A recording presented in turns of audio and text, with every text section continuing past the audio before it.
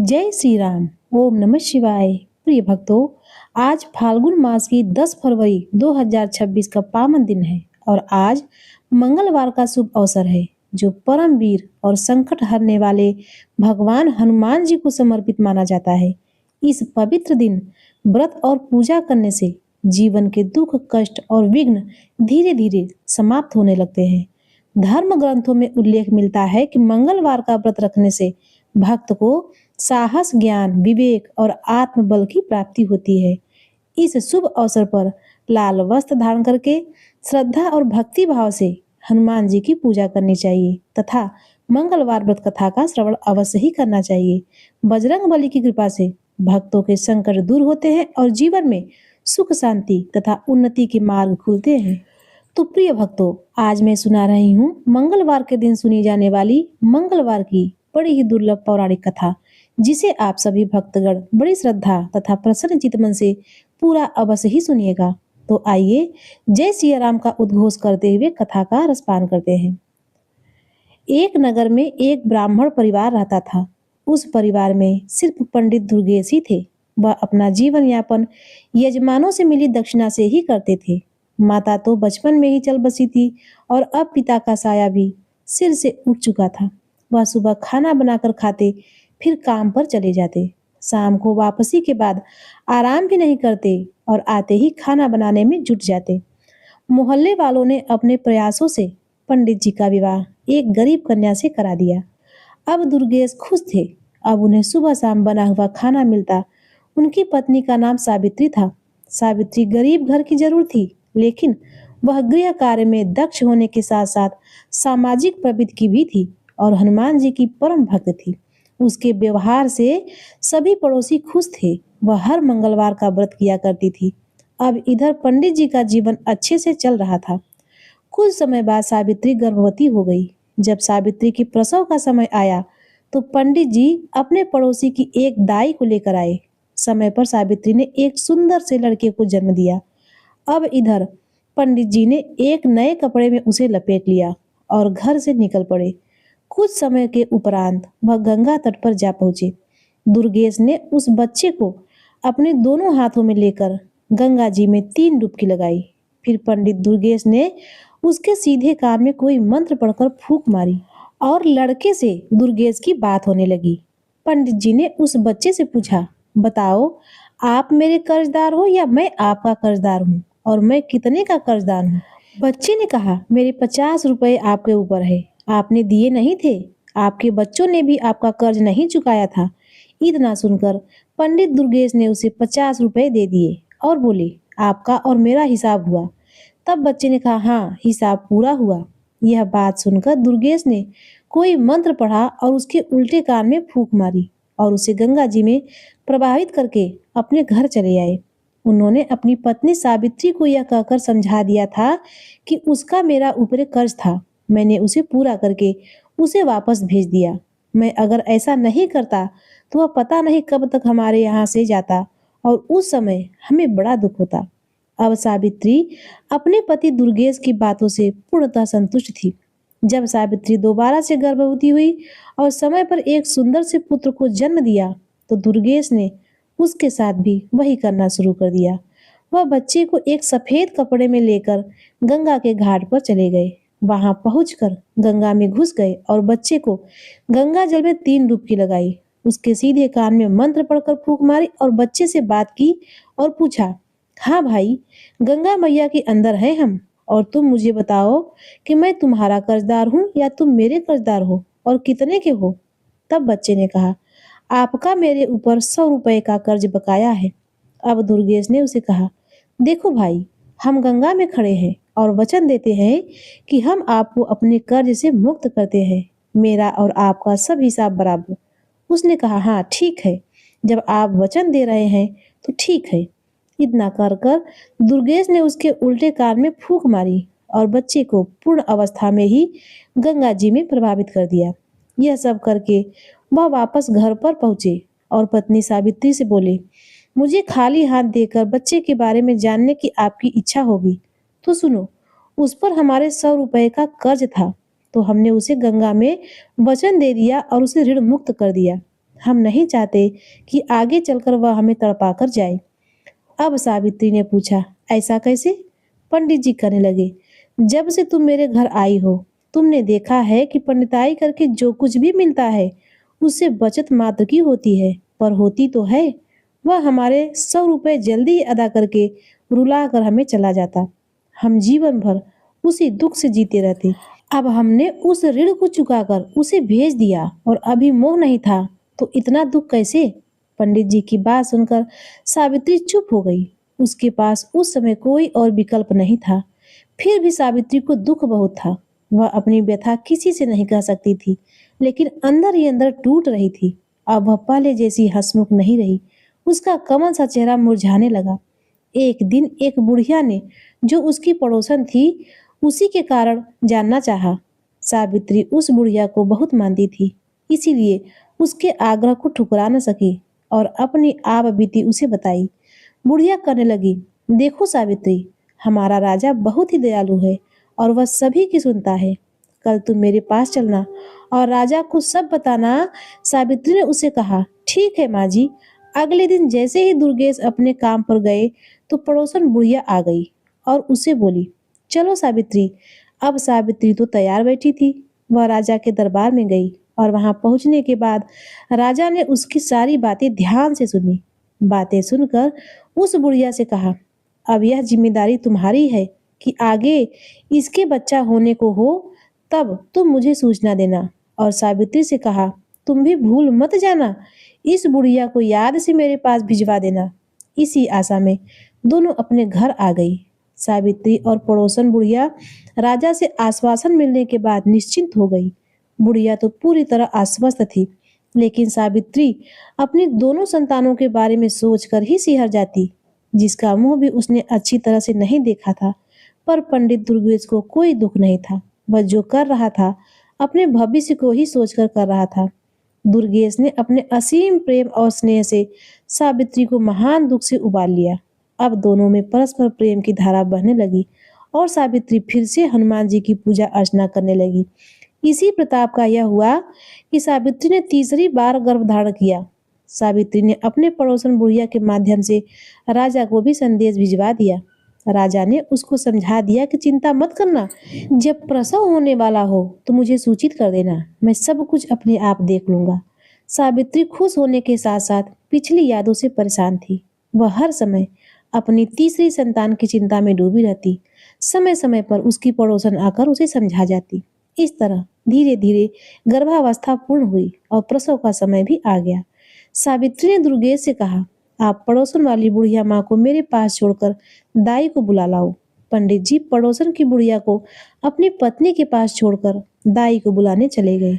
सावित्री ने बुढ़िया से कहा, माँ जी, आप राजा को खबर दे दो, इसीलिए मैंने आपको पहले ही बुला लिया है। जब तक दाई आई तब तक राजा भी भेष बदलकर दुर्गेश के घर के पास पहुंचे और इधर उधर टहलने लगे। कुछ समय के पश्चात शिशु के रोने की आवाज आने लगी। तभी पंडित जी अंदर गए और एक साफ नए कपड़े में उसे लेकर घर से निकल गए। जब राजा ने दुर्गेश को बाहर निकलते देखा, तो राजा भी उनके पीछे पीछे निश्चित दूरी बनाकर चलने लगे। कुछ समय के पश्चात दुर्गेश गंगा के तट पर पहुंचे। बच्चे को लेकर वह गंगा में घुस गए और कमर तक जल में जाकर रुक गए। अब दुर्गेश ने बच्चे को 3 डुबकी लगाई और उसके सीधे कान में कोई मंत्र की फूंक मारी। अब बच्चा बात करने में सक्षम था। तब दुर्गेश ने उससे पूछा, बताओ, मेरा कर्ज आपके ऊपर है या आपका कर्ज मेरे ऊपर है और कितना है? तो बच्चा कहने लगा, आपका मेरे ऊपर 500 रुपए का कर्ज है, जिसे मेरे बच्चों ने भी नहीं चुकाया था। दुर्गेश ने अपनी तसल्ली के लिए पुनः बच्चे से पूछा, देख लो, हम गंगा में खड़े हैं, सच सच बताना, नहीं तो गंगा का पाप लगेगा। यह सुनकर बच्चे ने कहा, मैं सच सच कह रहा हूँ, मेरे ऊपर आपके 500 रुपए का कर्ज है। पंडित जी ने बच्चे के उल्टे कान में मंत्र का फूंक मारा। बच्चा अपने असली रूप में आकर रोने लगा। अब राजा दूर से यह सारा दृश्य देख रहा था। अब दुर्गेश ने बच्चे को गंगा में डुबकी लगाना शुरू कर दिया। राजा कुछ करते इससे पहले ही दुर्गेश 3 डुबकी पूरी करके बच्चे को कपड़े में लेकर जल से बाहर निकलकर किनारे पर आ गया अब पंडित जी बच्चे को लेकर अपने घर की तरफ चल दिए। राजा के मन में अब यह जानने की उत्सुकता बढ़ती जा रही थी कि आखिर इसने पहले दोनों बच्चे गंगा में प्रवाहित क्यों किए। अतः राजा ने अपने असली रूप में आकर दुर्गेश को रोक लिया। दुर्गेश ने राजा को देखकर उनको सलामी दी। तो राजा दुर्गेश से पूछा, यह बताओ तुम अपने दोनों बच्चों को गंगा में प्रभावित क्यों करके आए। दुर्गेश कहने लगा, महाराज आप इस बात को अच्छी तरह से जानते हैं कि एक पंडित की पंडिताई में क्या मिलता है। किसी ने सवा आने दे दिया तो किसी ने थोड़ा बहुत सा अनाज दे दिया, कुल मिलाकर पेट पूजा हो जाती है। पैसे बचाना तो दूर की बात, इसीलिए मैंने अपनी विद्या से उन दोनों बच्चों से पूछ लिया कि उन पर मेरा कर्ज है या उनका मेरे ऊपर कर्ज है। तो पहले बच्चे का मेरे ऊपर कर्ज था, दूसरे के ऊपर मेरा कुछ था, पर वह इतना था कि वे दोनों ही हमें छोड़कर चले जाते, हमारी तो कमर ही टूट जाती। इसीलिए उनका हिसाब चुकता करके वहीं गंगा में प्रभावित कर दिया। राजा ने कहा, फिर इसे क्यों बचाया। पंडित दुर्गेश कहने लगा, इस पर मेरा 500 रुपए है, उम्मीद है कि यह हमारा अंतिम संस्कार अपने हाथों से ही करेगा। राजा पंडित की बातें सुनकर आश्चर्यचकित हुए, साथ ही यह जानकर तसल्ली भी हुई कि जैसे भी हो सावित्री को अपना बच्चा तो मिल गया। दुर्गेश बच्चे को लेकर घर पहुंचे। यह देखकर सावित्री मन ही मन राजा साहब को धन्यवाद करने लगी। दुर्गेश ने अपनी पत्नी से कहा, लो यह हमारा पूरा जीवन काट देगा और हमारा अंतिम संस्कार भी कर देगा। अब पंडित जी के घर में खुशियां मनाई जाने लगी। पंडित जी अपने सामर्थ्य के अनुसार एक प्रीति भोज भी करवाई। पंडित जी ने उसका नाम संस्कार किया। जन्म ग्रह नक्षत्र के हिसाब से उसके नाम का प्रथम अक्षर च से था। अब बच्चे का नाम चंद्रदेव रखा गया। मेष राशि और अश्विन नक्षत्र में जन्मे इस जातक की कुंडली बहुत ही भाग्यशाली थी। उसकी भाग्य रेखा भी बहुत ही प्रबल थी। उसके जीवन में धन का अभाव तो था ही नहीं। चंद्रदेव के जन्म के बाद पंडित जी के अच्छे दिन शुरू हो गए। पहले पंडित जी को भरण पोषण के लिए काफी मशक्कत करनी पड़ती थी, लेकिन अब उनका गुजारा अच्छे से होने लगा। उनकी पंडिताई अच्छे से चल रही थी। धीरे धीरे चंद्रदेव भी चंद्र कलाओं की तरह दिन दुना रात चौगुना बढ़ने लगा। 5 वर्ष का होने पर उसे एक संस्कृत स्कूल में दाखिला दिया गया। चंद्रदेव पढ़ने में बहुत तेज था। पंडित जी शाम के समय अपना 1 घंटे बेटे को ज्योतिष सिखाने में लगा देते। बेटे चंद्र की बुद्धि विलक्षण थी। उसे जो मंत्र बताए जाते उसे कंठस्थ करना उसके लिए बाएं हाथ का खेल था। संस्कृत में प्रथमा करने तक उसने अपने पिता दुर्गेश से ज्योतिष में पूरी दीक्षा प्राप्त कर ली थी। चंद्रदेव प्रथमा करने के तक एक अच्छा नवयुवक हो चुका था। 14 वर्ष की उम्र में भी वह 18 साल का लगता था। पंडित जी और पंडित जी की पत्नी दोनों ही अपने पुत्र को इस तरह बढ़ता देखकर मन ही मन भगवान की शुक्रिया अदा करते। सावित्री अपने पुत्र को निहारती और भगवान का धन्यवाद करती, हनुमान जी को धन्यवाद देती, राजा का भी धन्यवाद करती। उसे तो यह भी पता नहीं था कि इसमें राजा का कोई विशेष योगदान नहीं है। अब चंद्रदेव ने प्रथमा के बाद आगे की शिक्षा के लिए अपने माता पिता को मना कर दिया। उसने माँ से कहा, माँ मैं भी पिताजी के साथ काम पे हाथ बटाना चाहता हूँ। माँ ने कहा, बेटा अभी तेरी उम्र ही क्या है, खेलो खाओ और आगे दुनियादारी को समझने की कोशिश करो। यह काम तो सारी उम्र ही तुम्हें करना है। इस पर चंद्रदेव ने कहा, माँ जब मुझे पंडिताई करनी ही है तो बाद में क्यों, अभी से क्यों नहीं। विद्या तो कोई भी हो, उसे जितना उपयोग करोगे उतना की बढ़ोतरी होगी। कल पूर्णिमा का दिन है तो मैं भी कल से काम पर जाऊंगा।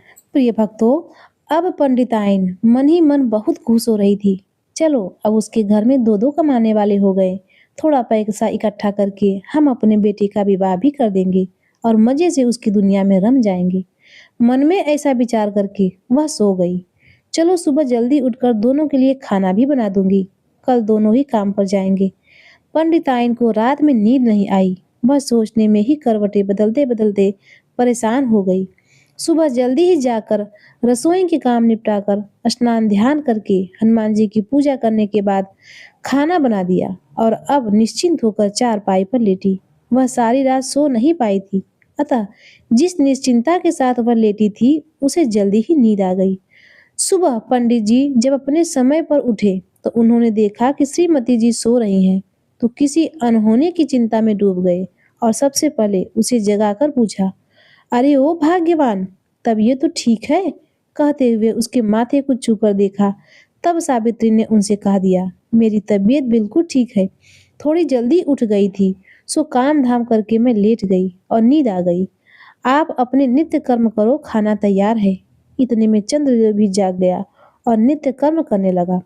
दोनों पिता पुत्र तैयार होकर आ गए। सावित्री ने दोनों के लिए आसन लगाकर उन्हें खाना परोसा। दोनों ने खाना खाया और दोपहर का खाना साथ में लेकर अपने काम पर निकल पड़े। चंद्रदेव का पहला दिन था, तो उसे कोई भी यजमान ऐसा नहीं मिला जो उसकी सेवा ले सके। धीरे धीरे शाम होने को आई। चंद्रदेव उदास मन से घर के लिए रवाना हुआ।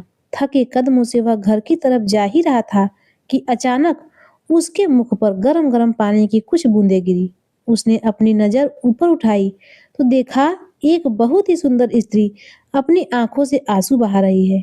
उसी के आंसू की बूंदें ही चंद्रदेव के ऊपर गिरी थी। चंद्रदेव रुक गया और उनसे पूछने लगा, बहन आपको क्या दुख है? मुझे बताओ, हो सकता है मैं आपकी कोई मदद कर सकूं। ऊपर से उस स्त्री ने देखा कि एक नौजवान लड़का तिलक छापे, राम नाम का पीताम्बर डाले नीचे खड़ा है। वह बहुत बड़ा पंडित लग रहा था। उसे देखकर ऐसा लग रहा था मानो अभी अभी काशी से आ रहा हो। उस स्त्री ने कहा, अरे तेरे जैसे कितने आए और ठग कर चले गए। मेरा तो विश्वास ही उठ गया है तुम्हारे जैसे ढोंगी पंडितों से। इतना सुनकर चंद्रदेव बहुत ही विचलित हुआ और मन ही मन विचार किया कि मैं इस महिला से कुछ न मिलने पर भी इसकी परेशानी का कारण जानकर उसका समाधान अवश्य ही करूंगा। उधर से महिला ने कहा, मैं तुम्हें कोई पैसा या दक्षिणा देने वाली नहीं हूँ। चंद्रदेव ने कहा, माता जी नीचे तो आ जाओ, अपना हाथ दिखाओ और बताओ समस्या क्या है। वह स्त्री नीचे आई और कहने लगी, देखो मैं पहले से ही तुम्हें बता देती हूँ कि मैं तुम्हें कोई दान दक्षिणा देने वाली नहीं हूँ। बाद में तुम दक्षिणा के नाम पर मुझे ठगना मत। चंद्रदेव ने कहा, बहन मैं कोई ढोंगी नहीं हूँ, इसी शहर का निवासी हूँ, पंडित दुर्गेश जी का पुत्र हूँ। मेरा नाम चंद्रदेव है। मैं एक ज्योतिषी हूँ और इसी मोहल्ले में रहता हूँ। हाँ, दूसरी बात है कि मैं आपका रोना देखकर दुखी हुआ हूँ, इसीलिए पूछ लिया। अब आपकी मर्जी, जानना चाहती हो या नहीं। वह स्त्री कहने लगी, ठीक है, तुम जो भी कहो इतना समझ लो, मैं तुम्हें पैसा देने वाली नहीं हूँ। चंद्रदेव कहने लगा, ठीक है, मैं पैसे मांग कब रहा हूँ? तो वह स्त्री बोली, अगर तुम्हारी बातें सही निकली तो मैं तुम्हारे घर पर दक्षिणा भिजवा दूंगी। चंद्रदेव ने कहा, बताओ समस्या क्या है? उस स्त्री ने कहा, मेरे पति परदेश गए हैं, 4 वर्ष हो गए हैं, अभी तक वापस नहीं आए और न ही कोई सुखद पत्र उन्होंने भेजा है। मैं केवल यही जानना चाहती हूँ कि वह ठीक तो हैं और कब तक वापस आएंगे। चंद्रदेव ने कहा, आपने 2 प्रश्न पूछे हैं, इन दोनों में से आप किसके बारे में पहले जानना चाहती हैं? स्त्री बोली, दोनों प्रश्न के बारे में जानना चाहती हूँ। चंद्रदेव ने कहने लगा, नहीं। उस स्त्री ने कहा, क्यों? तो उसने बताया, क्योंकि मैं मुफ्त में केवल एक ही बात बताऊंगा। अब तुम फैसला करो कौन सी बात पूछना चाहती हो। स्त्री चुप हो गई और दिमाग का इस्तेमाल करने लगी। सोचने लगी कौन सा प्रश्न पहले पूछूं। आने पर दिख जाएंगी कि स्वस्थ होंगे तभी तो आएंगे। ऐसा विचार करके स्त्री ने कहा, आप केवल यह बता दीजिए कि मेरे पति कब तक आएंगे। चंद्रदेव ने अपना पत्रा निकाला और उसमें देखने लगा। अपनी उंगलियों पर गणना करने लगा। करीब आधा घंटे की गणना के बाद उसने कहा, सुनो, आपके पति आज रात्रि में ही आएंगे। स्त्री बोली, क्या पागल हो गए हो क्या? ढोंगी कहेंगे, मुझे बेवकूफ समझा है क्या? चंद्रदेव बोला, बहन जब कह दिया है कि मुफ्त में ही सवाल बताऊंगा, फिर यह कैसी बात कर रही हो आप? स्त्री कहने लगी, अभी तक तो किसी ने कुछ भी ऐसा नहीं बताया। चंद्रदेव बोला, बहन मैं ज्योतिषी हूँ, ठग नहीं। अब तक आपका ठगों से पाला पड़ा होगा। मैं अपनी विद्या के अनुसार बता रहा हूँ कि आपके पति रात्रि के 12 बजे तक आ जाएंगे। वह स्त्री बोली, आप सही कह रहे हैं, मेरे साथ ठगी हो चुकी है, इसीलिए अब मैं किसी पर विश्वास नहीं कर सकती और किसी को पहले पैसा भी नहीं दूंगी। चंद्रदेव कहने लगा, बहन मैंने तो पहले ही कहा था, मुफ्त का मतलब मुफ्त। अगर आपको सही लगे तो मेरी दक्षिणा जो उचित समझो भिजवा देना। उसने कहा, अच्छा अच्छा ज्योतिषी जी, तो आप कह रहे हैं कि हमारे पति आज रात में आएंगे? चंद्रदेव ने कहा, हाँ, आज रात्रि के ठीक 12 बजे आपके पति आएंगे। सुनो, वह पैदल नहीं आएंगे, वह हाथी पर आएंगे और बहुत सारा धन लेकर आएंगे। वह कहने लगी, तो मैं भी तुम्हें बता दूं कि जितना लाएंगे उसका आधा आपको दक्षिणा भिजवा दूंगी। चंद्रदेव ने कहा, अच्छा, तो अब मैं चलता हूँ। स्त्री कहने लगी, ठीक है, जाओ। चंद्रदेव वहां से अपने घर की ओर निकल पड़ा। रास्ते में सोचता जा रहा था, पहले दिन बोनी तो हुई नहीं, उधार ही हुआ। यही मन में सोचते सोचते घर पहुंचा। अब अपने पुत्र को आया देखकर सावित्री मन ही मन सोचने लगी, मेरा लाडला इतनी देर से आया है, कमाई भी अच्छी करके आया होगा। यह सोचते हुए उसने दरवाजा खोला, चंद्रदेव को गुनगुना पानी लाकर दिया और कहने लगी, बेटा हाथ मुंह धो ले, थके हारे आए होगे, खाना खा लो। वह कहने लगी, तुम्हारे पिताजी तुम्हारा इंतजार कर रहे हैं और भूखे बैठे हैं। चंद्रदेव ने कहा, अच्छा माँ, मैं अभी हाथ मुंह धोकर आता हूँ। कुछ ही देर में चंद्रदेव हाथ मुंह धोकर आया। उसकी माता ने दोनों के लिए आसन लगा दिया और खाना परोसा। तभी माता ने पूछा, बेटे कैसा रहा तुम्हारा आज का दिन? चंद्रदेव ने कहा, माँ बस बोहनी नहीं हुई, बस उधार हो गया। माँ बोली, तभी तो कहती हूँ अभी खेलो कूदो, अभी तो तेरे पिताजी कमा रहे हैं, पर तूने जिद कर ली, सारा दिन ऐसे ही भटकता रहा। चल चल, उधार किया तो उसका क्या पता आएगा या नहीं। इन्हीं बातों के चलते चलते खाना भी हो गया और सब लोग खाकर सो गए। इधर जो स्त्री थी वह अपने पति का इंतजार करने लगी। इंतजार करते करते रात के ठीक 12 बज गए और सच में उसका पति हाथी पर बैठकर अपने घर आ गया। उसने दरवाजा खुलवाया, उसकी पत्नी ने दरवाजा खोला और वह यह सोचकर बड़ी प्रसन्न हुई कि वाकई में वह लड़का बहुत ही बड़ा ज्योतिषी है, उसे इनाम देना चाहिए। इसीलिए उसने पति से कहा, जाओ सबसे पहले पंडित दुर्गेश के घर जाओ और उसे उसका इनाम दो। उसी की वजह से मुझे पता चला कि तुम आने वाले हो, उसके बाद ही घर में कदम रखना। अब वह आदमी बहुत समझाता है कि भाग्यवान, पहले घर में तो आने दो। पत्नी बोली, नहीं, पहले आप जब तक वह दक्षिणा देकर नहीं आएंगे घर में मत आइएगा। अब वह ठीक है कहकर पंडित दुर्गेश के घर चला गया और आधी रात के दरवाजा खुलवाया और पंडिताइन को एक थाली सोना चांदी जवाहरात देकर कहा, पंडिताइन ये तुम्हारे बेटे का दक्षिणा है। तुम्हारे बेटे ने भविष्यवाणी की थी, उसी से प्रसन्न होकर मेरी स्त्री ने यह भिजवाया है। वह देकर अपने घर चला गया। पंडिताइन इतना सारा सोना चांदी देखकर बड़ा खुश हुई और परात को अंदर रखकर डलिया से ढककर वह मन ही मन सोचने लगी, पंडित जी ने तो बस ऐसे ही कहा, मेरे बेटे ने एक ही दिन में घर भर दिया। यह कहकर वह सो गई। जब सुबह हुई तो पंडित दुर्गेश अपने नित्य नियम पर उठकर देखने लगे, पंडिताइन अभी तक सो रही है। उन्होंने कहा, पंडिताइन आज क्या हुआ, तुम अभी तक सोई हुई हो? इतना सुनते ही पंडिताइन को तेवर चढ़ गया और बोली, बहुत ज्यादा कमा कर लाते हो ना, मेरा बेटा कल पहली बार इतना लाया कि पूरा घर भर गया। पंडित जी यह सुनकर चौंक गए और बोले, पंडिताइन तुम क्या बात कर रही हो? पंडिताइन ने कहा, हाँ सही कहती हूँ, तुम्हारे पुत्र ने कल जो उधारी किया था ना, उसे रात में ही यजमान पहुंचा गया। यह देखो, एक परात भरकर मुद्राएं हैं। यह देखते ही पंडित जी अपने सिर पर हाथ धरकर तुरंत जमीन पर बैठ गए और रोने भी लगने लगे। पंडिताइन यह देखकर पूछने लगी तो पंडित जी ने कहा, अरे भाग्यवान, पहले तू घर के अंदर जाकर तो देख तेरा पुत्र जीवित है या नहीं। पंडिताइन आंखें निकाल कर देखने लगी। अब वह भागी भागी अंदर गई तो देखा उसका पुत्र मरा पड़ा है और वह जोर जोर से रोने लगी। यह देखकर पंडित जी ने कहा, पंडिताइन मैंने कहा था ना, पूर्व जन्म के उसने अपने सभी कर्जों को चुकाकर हमसे मुक्ति पा ली, इसीलिए तो हम उसे कमाने देना नहीं चाहते थे। अब तुम हनुमान जी की पूजा करो, अब वही तुम्हारे पुत्र को वापस ला सकते हैं। यह सुनकर पंडिताइन बिना अन्न पानी के 1 हफ्ते तक उपवास करती रही। जब हफ्ता पूरा हुआ तो वह मरणासन हो गई। यह देखकर हनुमान जी बड़े प्रसन्न हुए और बोले, यदि मैंने इस ब्राह्मणी को दर्शन नहीं दिया तो सभी भक्तों का विश्वास मुझसे उठ जाएगा। यह सोचकर हनुमान जी महाराज पंडिताइन के घर उसकी कुटिया में प्रकट हो गए और बोले, पंडिताइन तुमने मंगलवार का व्रत करके मुझे बड़ा ही प्रसन्न किया है। तुम लगातार हर मंगलवार को व्रत नियम से करती आई हो। मांगो, तुम्हें क्या चाहिए? पंडिताइन ने कहा, मुझे सोना चांदी अन्न धन नहीं चाहिए, मुझे बस मेरा पुत्र चाहिए। हनुमान जी ने कहा, उसके भाग्य में जो लिखा था वही हुआ। पंडिताइन ने कहा, नहीं, पहले ही 2 पुत्र चले गए हैं मेरे। पंडित जी ने मुझे उन्हें आंख भर देखने ही नहीं दिया था, इसीलिए मैं चाहती हूँ कि आप मेरे इस पुत्र को मुझे वापस कर दो।